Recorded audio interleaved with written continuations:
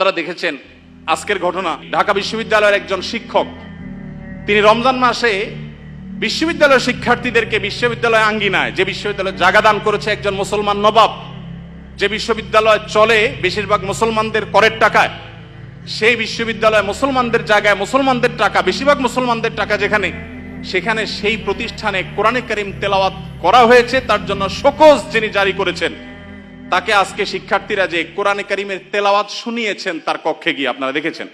والتين والزيتون وطور سينين وهذا البلد الأمين। অবাক করা বিষয় কি জানেন, এদেশের এক শ্রেণীর মিডিয়া এটাকে নিয়ে সমালোচনা করে বলছে যে জোর করে কোরআন শোনানো তো ঠিক না। নীতিবাক্য শুনেছেন? জোর করে কোরআন